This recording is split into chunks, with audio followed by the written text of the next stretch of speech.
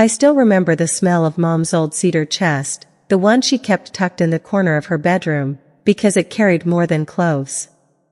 It carried memories, whispered secrets, and the kind of quiet dignity that only someone who had lived a full, modest life could embody. Mom had always been practical. Frugal. Meticulous. Even planning her own funeral down to the smallest detail, she made it clear she wanted nothing extravagant, nothing that would weigh on us. A simple service, a small gathering, maybe a modest headstone at a local cemetery, that was enough. But when I walked into the cemetery that morning, the first thing that hit me wasn't the cold wind or the mist hanging in the Baltimore air. It was the stark, shocking truth: Mom wasn't in the plot she had carefully chosen. She wasn't in the peaceful, sun-dappled corner she had requested. Instead, it looked like a pauper's plot, the kind she had always joked she'd never dignify. My hands shook. I gripped the edge of the granite headstone, reading her name, and tried to process the betrayal that immediately pierced through me like ice. The person who had made this choice, who had overridden her wishes, was the one person I never thought would do this: my brother, Ethan. Ethan. My older brother. The man who had grown up under Mom's watchful eyes, who had been spoiled more than I could ever admit. The one who had always wanted the bigger, flashier, more showy life, while Mom quietly saved her pennies and tried to keep him grounded. I never imagined he'd desecrate her final wishes, literally bury her dreams under his own vanity. I took a shaky breath and stepped back. I needed to see everything. The plot was small, crowded, and tucked at the far edge of the cemetery, near the fence. I scanned the stones around it, noting how Mom's carefully planned resting place, the one she had described so vividly over the years, had been ignored completely. It wasn't just the location. The arrangements. The flowers. Everything screamed that this was Ethan's idea, his way, his show. I felt anger rise like a tide, mixed with grief and disbelief. How could someone take away a mother's dignity, even in death? And why didn't anyone else notice?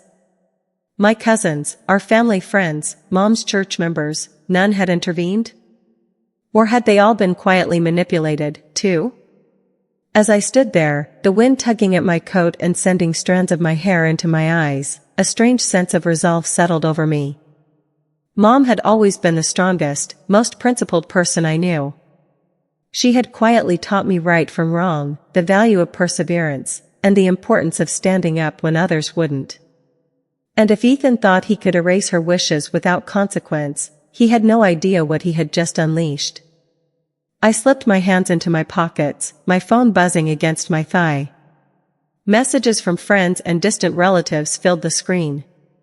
"Are you okay?" one asked. Another, "We're so sorry about Mom," but none of them had been present, none had witnessed this act firsthand. None could truly understand the cold, sinking realization that her carefully laid plans had been trampled. That's when I knew, I couldn't just stand by. Not in grief. Not in silence. Not when my brother had so blatantly disrespected Mom's life, her principles, and the quiet dignity she had fought to maintain. Something had to be done. And as I walked along the edge of the plot, brushing damp leaves off the markers, a plan began to form in my mind, a careful, deliberate plan. I wasn't going to let this slide. I wasn't going to just move on because Ethan decided he knew better. Mom deserved justice. Even in death. Before I could let myself spiral completely into despair, I reminded myself, this isn't just about anger. It's about uncovering the truth. About finding out how Ethan had orchestrated this, and who, if anyone, had helped him along the way. Because this wasn't just a small oversight. No, it was deliberate. Calculated. And someone had to answer for it. I paused and looked around again, noticing the small details I had missed at first glance, the hastily arranged flowers, the cheap materials, the uneven ground. Ethan hadn't just ignored Mom's wishes, he had gone out of his way to replace them with something that satisfied his own ego while trampling hers. And that was the spark. The spark that ignited a fire inside me. I would not let this stand. Before I set my jaw and walked away, I turned back one last time. The cemetery was quiet, the early morning mist curling around the stones like smoke. I felt a shiver run through me, part fear, part determination. And I knew one thing with certainty, this story wasn't over. Not by a long shot. If you're already hooked by this story, take a moment to hit the like button and subscribe. Trust me, the twists coming next will be even more shocking. And don't forget to hit the bell icon so you don't miss a single turn of this story. With my resolve set, I stepped away from the grave and started retracing my steps back through the cemetery, replaying every conversation with Ethan, every moment Mom had tried to prepare us, and every small clue I had overlooked. There were threads here, threads I could pull. And when I did, I would unravel the full story of what had happened, and maybe, just maybe, set things right. Little did I know that the early clues, the whispers of betrayal, and the subtle hints of Ethan's scheme were far more complicated than I could have imagined. And the next steps, the first moves in what would become a tense, dramatic journey, would challenge not just my patience and courage, but the very trust one had in my own family. The days after Mom's funeral were a blur. Everyone seemed busy with condolences, thank you notes, and the ritual logistics of a life laid to rest. But for me, the world had slowed down. I replayed that shocking morning over and over, walking through the cemetery in my mind, picturing Mom's disappointed eyes. Something about Ethan's behavior didn't sit right. He acted cheerful, almost casual, like the whole thing had been normal. It was all set up perfectly, he said one afternoon as I helped sort through Mom's belongings. I made sure everything went smoothly. You should have seen how everyone complimented the arrangements. I forced a smile, my stomach twisting. Smoothly? I asked, my voice sharper than I intended. You mean, not the way Mom planned? He shrugged. Well, she didn't really think much about the details. I just took care of it. You know, for her. I wanted to believe him, to dismiss the sting of suspicion creeping in. But something in his tone, too light, too rehearsed, set off alarms. Ethan wasn't just casual, he was carefully controlling the narrative, making it look like he'd done Mom a favor. The first clue came the night I was sorting through Mom's papers in her old desk. Hidden under bills and handwritten notes was a receipt from a funeral home I didn't recognize. It was dated a few days before Mom passed and bore a name I hadn't seen before. The total was astronomical. I stared at the numbers, my hands trembling. I cross-checked it against Mom's letters and her carefully planned budget. Every note Mom had left me emphasized simplicity. She wanted a simple plot, small gathering, nothing extravagant. Yet here was evidence of a major expense, one that matched the very plot she had specifically not wanted. Ethan had signed for it. A cold wave of disbelief ran through me. I checked again, just to be sure. The signature was unmistakable. My brother had knowingly bypassed Mom's wishes, spending money she had not allocated for such an event. But why? What did he gain? Ego? Vanity? Or something deeper, something he hoped I wouldn't notice? I started retracing every conversation we'd had over the past year. Every time Mom mentioned the funeral, Ethan would smile or brush it off. I realized now those moments weren't carelessness, they were calculated silences. And every "I'll handle it" from him carried the weight of betrayal I hadn't yet allowed myself to name. Even more unsettling were the reactions of the extended family. My aunt, who usually noticed every small detail, seemed oddly quiet when the funeral arrangements came up.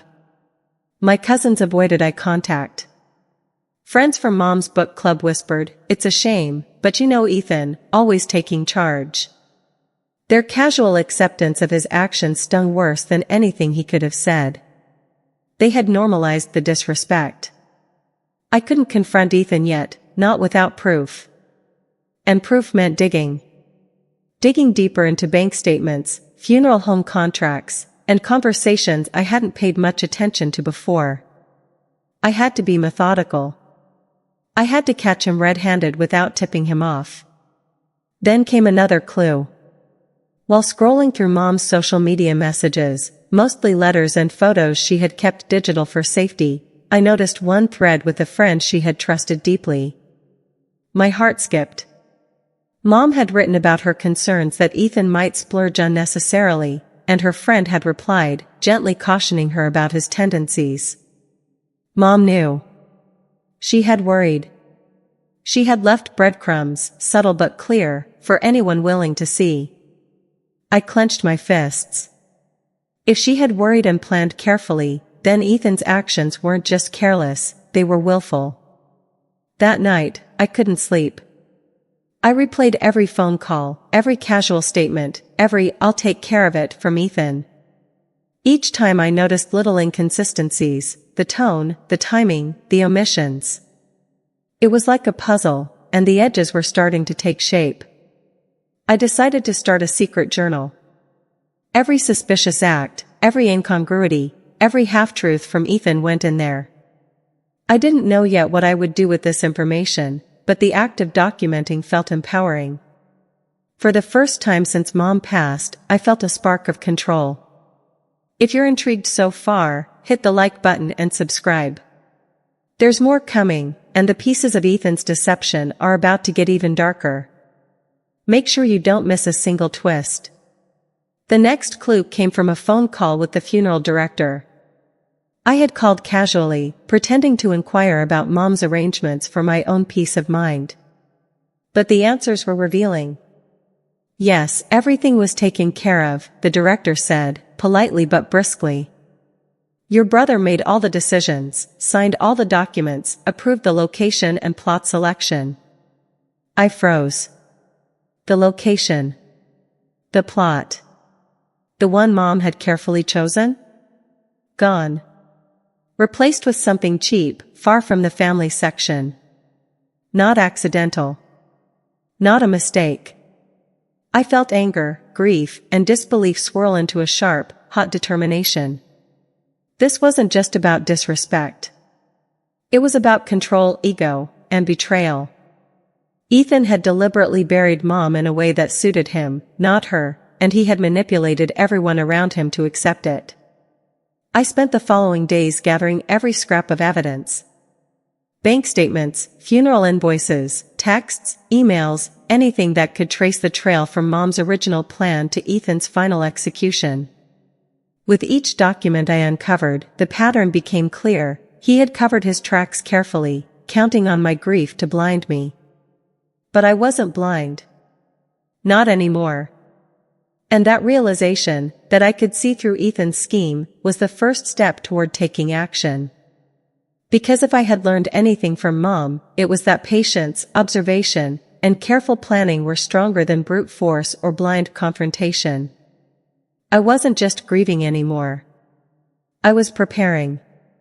The deeper I dug, the more I realized this wasn't just a one-time act of thoughtlessness. Ethan's betrayal was layered, deliberate, and shockingly calculated. Every document, every phone call, every small interaction with family members hinted at a pattern. He had manipulated Mom's death to suit his own ego. It started with the funeral home. I discovered emails between Ethan and the director, months before Mom passed. He had requested premium arrangements, insisting that the plot be moved to a cheaper section for convenience. Convenience? I laughed bitterly at the absurdity. Mom's wishes, her dignity, her entire life's plan, reduced to convenience for Ethan's convenience. Even worse, he had secretly funneled money into upgrades for his own memorial plans. Every expense on Mom's behalf seemed designed to highlight his own wealth and status, while ensuring her final resting place was overlooked, minimal, almost invisible. I confronted him once, trying to keep my voice calm, neutral. Ethan. I found some of the invoices. Can we talk about them? He smiled, smooth and confident. Oh, that? It's all taken care of. Mom wanted things simple, right? I just optimized. Optimized. The word made my blood boil.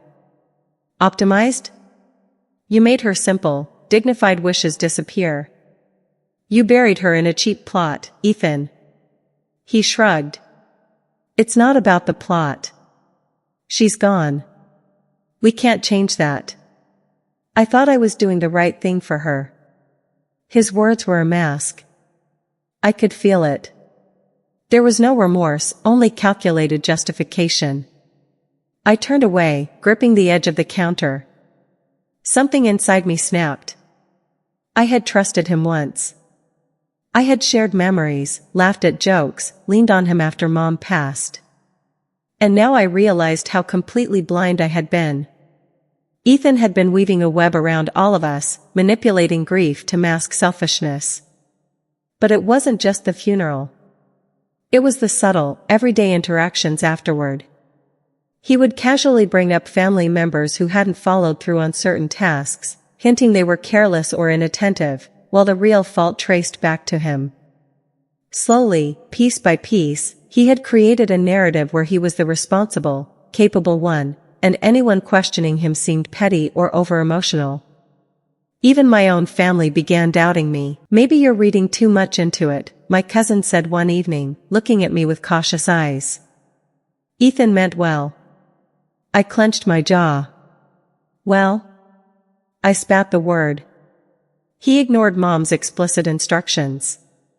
He spent her money for his own ego. He buried her in a plot she wouldn't have chosen. That's not well. That's betrayal. My cousin looked uncomfortable, shifting her gaze. I realized then that Ethan hadn't just betrayed Mom, he had created allies, convinced people to accept the narrative he wanted, and effectively isolated me. It wasn't until I found Mom's personal journal that the full weight of the betrayal hit me. Hidden in a drawer, tucked beneath the cedar chest's lining, were pages Mom had written over months. She had expressed fear that Ethan might ignore her wishes. She had written about subtle manipulations, moments where he had insisted on handling things, moments where she had reluctantly allowed him to step in because she didn't want conflict. Reading her words, I felt a mixture of grief, rage, and admiration. Mom had known. She had tried to prepare us. And now, her foresight gave me a roadmap. I would need to follow these breadcrumbs carefully, or risk losing the truth in the shadows Ethan had created. The next clue came from his financial records, which I had started piecing together quietly. Every purchase, every transaction, pointed back to a single goal, Ethan's self-aggrandizement. The more I uncovered, the more obvious it became that he had been planning this for months. Mom's death had simply provided the opportunity to execute his plan. At night, I couldn't sleep. I kept replaying the past year in my mind, picking apart moments I had dismissed, his casual suggestions about saving money for the funeral, his insistence on handling calls and documents, his charming smile when discussing Mom's preferences. None of it had been innocent. Every act, every word, had been part of a calculated betrayal. I knew I couldn't confront him directly yet, too many people still believed his narrative. If I wanted justice, I had to be clever. I had to gather evidence, allies, and leverage without tipping him off. Then came an unexpected ally, Mom's best friend, Mrs. Langley. She had been a quiet presence during the funeral, observing, listening, noting every detail. Over coffee one afternoon, she leaned in, whispering, "I know what Ethan's been doing." I didn't want to say anything, but you're sharp. You'll see it, won't you? I nodded, excitement and relief flooding me. I wasn't alone. Someone else had noticed.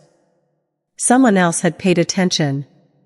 Together, we could start connecting the dots, uncovering the full extent of Ethan's deception. Over the following days, Mrs. Langley helped me retrace the timeline, funeral contracts, invoices, communications with relatives and the cemetery. Slowly, a horrifying picture emerged. Ethan hadn't just ignored Mom's wishes, he had systematically orchestrated a plan to control her legacy and cast himself as the benevolent hero, all while burying her in obscurity. I felt my resolve harden. The betrayal had grown from subtle acts into a full-blown, deliberate manipulation. Ethan had underestimated me. He thought grief would blind me. He thought charm and competence would silence me. But he was wrong. If you're still with me, hit that like button and subscribe. The next section is where the suspense escalates, shocking revelations, twists, and cliffhangers you won't see coming.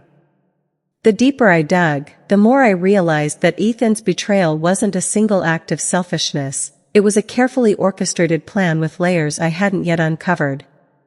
Every time I thought I had pieced together one part of the puzzle, another revelation blindsided me, pulling me further into the labyrinth of deceit.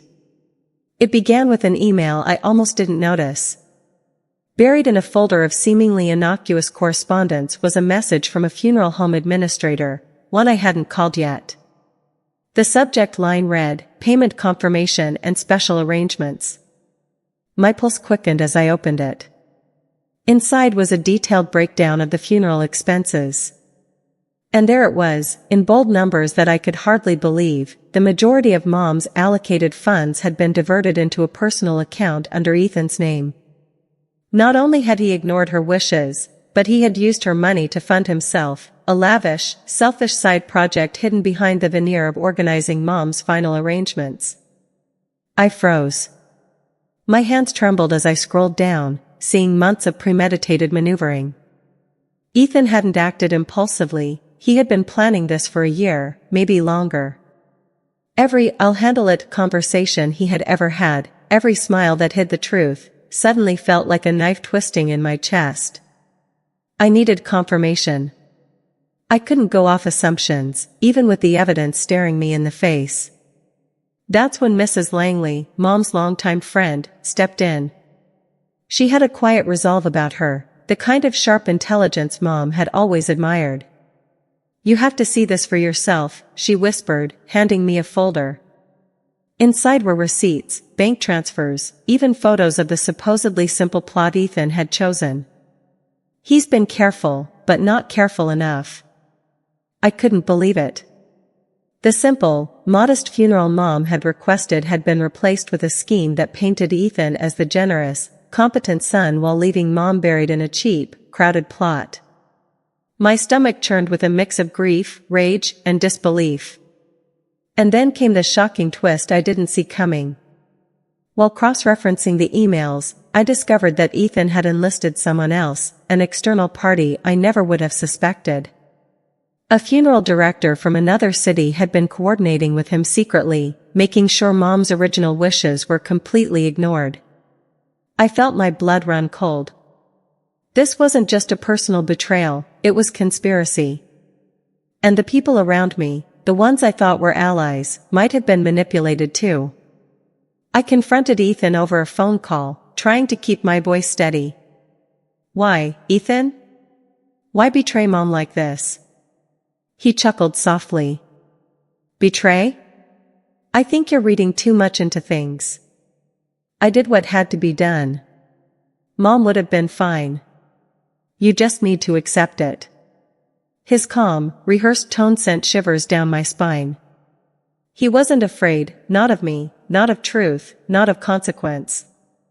He believed he had already won. That's when the next twist hit.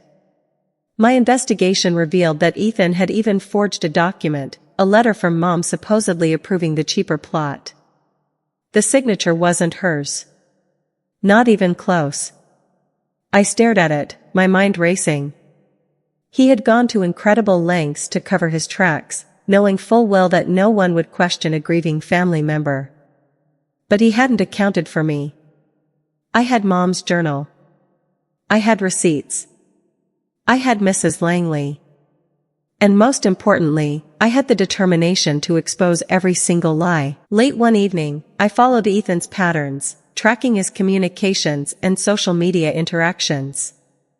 That's when I noticed something that made my heart stop. He had been boasting privately about the scheme to a select few friends, thinking no one else would ever see it. One careless message, one moment of overconfidence, and the truth was there, waiting for me. I saved screenshots, backed up emails, and meticulously logged every discovery. With each piece of evidence, the tension built, as if the walls themselves were closing in. Ethan's betrayal was no longer abstract, it was concrete, undeniable. And with it came the chilling realization that the deeper I dug, the more dangerous it could get. Then came a psychological twist I hadn't expected. My own family, previously silent, began to question my findings. "Are you sure you're not overreacting?" my cousin asked, glancing nervously at me. "No," I said firmly. "I'm not. Ethan has manipulated all of you. I'm showing you the proof." Some of them looked away. Some tried to justify him. It was a reminder that betrayal can blind others, and sometimes the most frustrating obstacle isn't the manipulator, it's the people who refuse to see. The suspense reached its peak when I received an anonymous tip in the middle of the night. A voice I didn't recognize had sent an email with attached photos showing Ethan meeting with the funeral director months before Mom passed, discussing alternate arrangements. He had been plotting behind everyone's back, and the photos proved it. My hand shook as I stared at the images. Ethan had underestimated me at every turn. He thought grief and manipulation would protect him. But every move he had made now stood exposed, a trail leading directly to his betrayal. And then, just as I felt the pieces falling into place, another cliffhanger. One of the attached emails hinted that Ethan had taken even more drastic steps than I realized, actions that could further damage Mom's legacy and leave him untouchable if I didn't act carefully. It was a race against time. Every discovery heightened the stakes. The line between grief and anger blurred. My heart pounded with urgency, adrenaline, and the grim determination that I would not let Ethan's scheme succeed. The days after discovering Ethan's deception felt like walking through a storm. Every call, every email, every piece of paper I touched reminded me of the careful, calculated betrayal he had orchestrated. But now, I wasn't acting on suspicion, I had evidence, allies, and a growing determination to uncover the full extent of his actions. Mrs. Langley was my first ally, and her guidance proved invaluable. She had known Mom for decades, had witnessed her meticulous planning, and had quietly kept track of Ethan's manipulations over the years. "He's clever, I'll give him that," she said one afternoon, scanning invoices I had brought. "But no one's perfect. Everyone leaves a trace." Her words echoed in my mind. Every manipulator, no matter how calculated, makes a mistake. My job was to find that mistake and follow the trail to its source. The first breakthrough came when I contacted the funeral director's office again, pretending to inquire about another family member's arrangements. Using subtle questions, I managed to uncover conversations I hadn't seen before, emails detailing how Ethan had coordinated the cheap plot, redirected funds, and even forged documents to cover his tracks. I realized something critical: Ethan hadn't acted alone. He had allies, willing or unwitting, and they had all helped him maintain the illusion of propriety. To fully understand the betrayal, I needed to uncover the network he had built. I started digging into financial records, cross-referencing bank statements with invoices, credit card receipts, and online transactions. Every purchase Ethan had made in Mom's name told a story of greed and manipulation. But patterns began to emerge, and with patterns came predictability. I could anticipate his next moves if I followed the breadcrumbs carefully. That's when I discovered the second clue: hidden correspondence between Ethan and a distant cousin, someone I hadn't realized was involved. They had been quietly covering up discrepancies in Mom's funeral funds, ensuring that no one questioned the transactions. It was subtle, hidden in plain sight.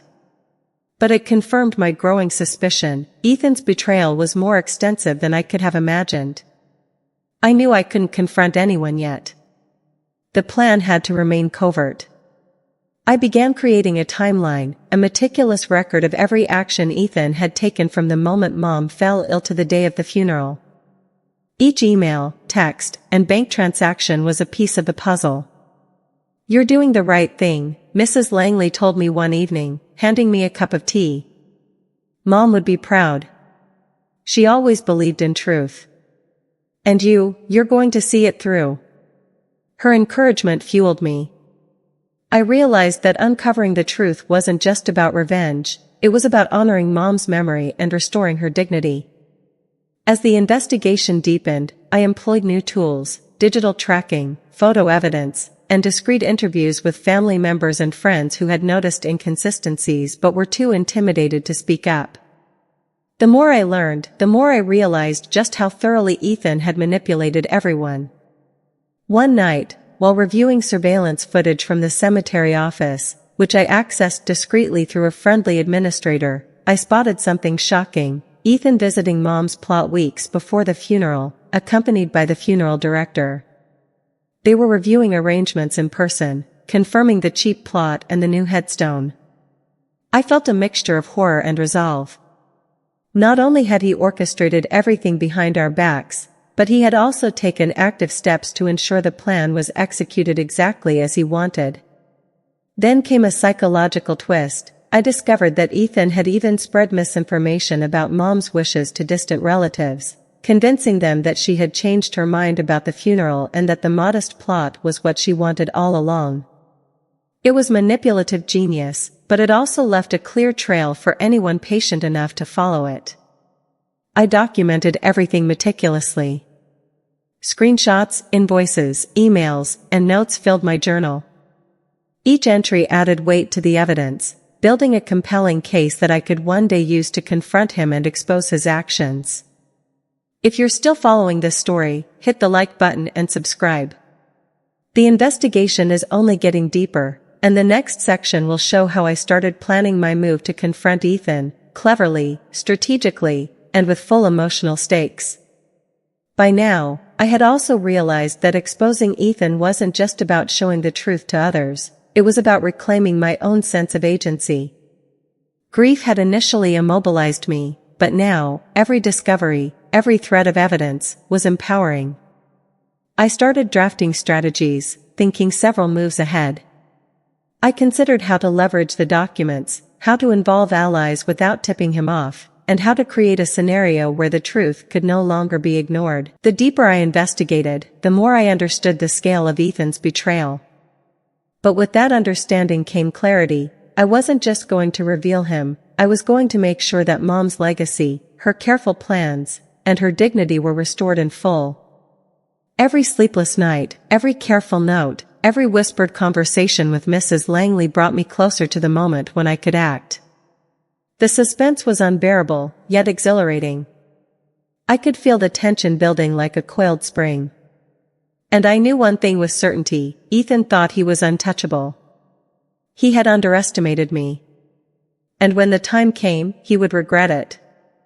By the time I reached the planning stage, I had everything I needed: evidence, allies, a clear understanding of Ethan's manipulations, and a carefully mapped timeline of his actions. But planning revenge wasn't about acting impulsively. It was about precision, psychology, and timing, qualities Mom had subtly instilled in me throughout my life. I spent nights poring over documents, arranging screenshots, invoices, emails, and photographs into a narrative so undeniable that even the most skeptical family member couldn't ignore it. Each piece was a thread in a web that would ensnare Ethan completely. Mrs. Langley became my trusted advisor. She had contacts, from journalists to attorneys, and a deep understanding of how to leverage influence without direct confrontation. Together, we brainstormed ways to reveal the truth to everyone without giving Ethan a chance to cover his tracks. The first move was subtle. I started planting seeds of doubt among the family members who had been indirectly manipulated. Casual conversations, careful questions, and hints about inconsistencies in Ethan's story were enough to make them pause and reconsider.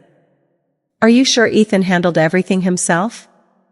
I asked casually at a family dinner, glancing around. "I found some receipts that don't match the invoices he showed us." Eyes shifted, whispers followed. Slowly, the narrative Ethan had created began to crack. Next, I executed a digital strategy. Using my evidence, I created a secure, chronological document of all Ethan's manipulations. I included emails, receipts, and photos that proved beyond doubt he had diverted Mom's funds and ignored her explicit wishes. I shared selective pieces with key allies, people who could amplify the truth without alerting him. And then came the confrontation. I invited Ethan to a private meeting, under the pretext of discussing Mom's belongings.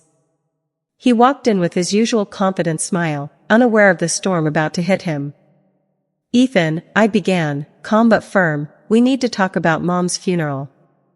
He laughed softly. "I thought we already did. Everything went perfectly, right?"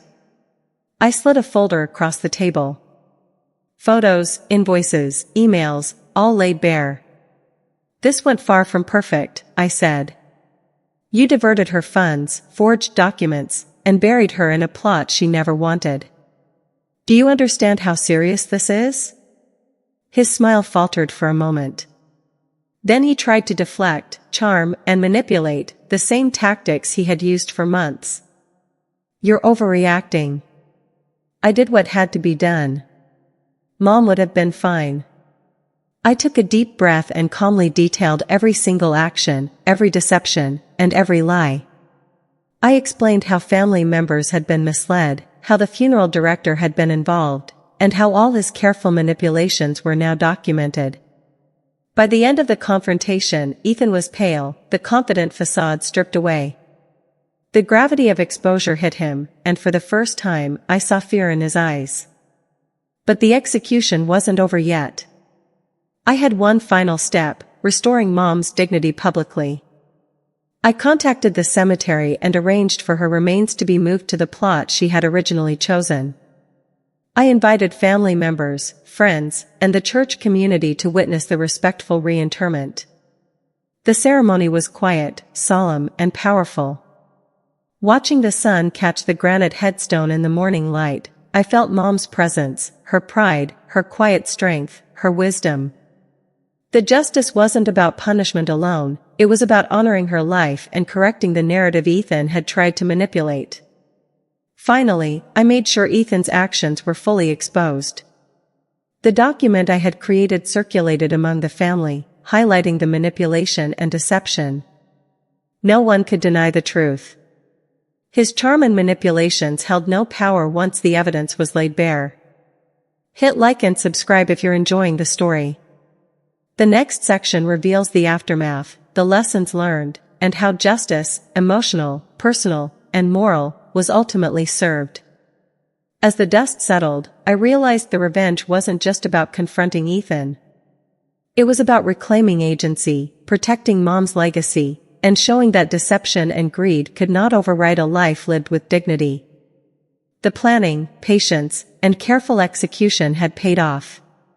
Ethan was left to face the consequences, and the family slowly began to heal, guided by truth and transparency.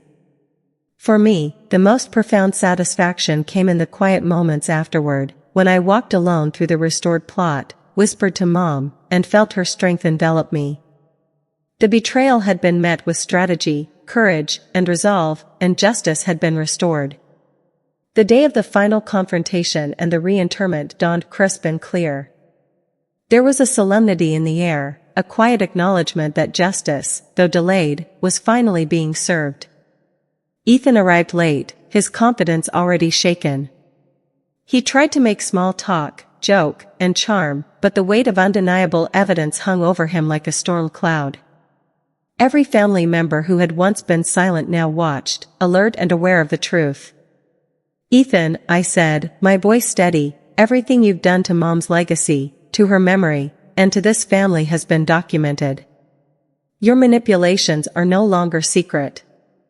For the first time, he didn't respond with charm or deflection. His face tightened, and I realized the moment I had planned for so long had arrived. The reinterment ceremony was simple, just as Mom had wanted. Friends, family, and even Mrs. Langley stood around the original plot she had chosen, now prepared with dignity and care. The small group of attendees felt the weight of respect, reflection, and acknowledgement. As the casket was lowered into the plot, I whispered a personal tribute. "Mom, you deserved better. You always deserved better. I hope you can rest knowing that justice was done." I felt a strange mixture of grief and relief. The grief remained, of course, it always would, but it was now tempered by the satisfaction of action and the knowledge that I had restored Mom's dignity. Ethan's humiliation was quiet but total. Word of his deception spread through the family and community. He attempted explanations, but every excuse was met with documented evidence and clear accounts from multiple sources. His manipulations no longer held sway, the truth was unstoppable. What struck me most was the emotional closure. The betrayal had been deep, personal, and painful, but facing it head-on, uncovering the truth, and taking deliberate action had been empowering.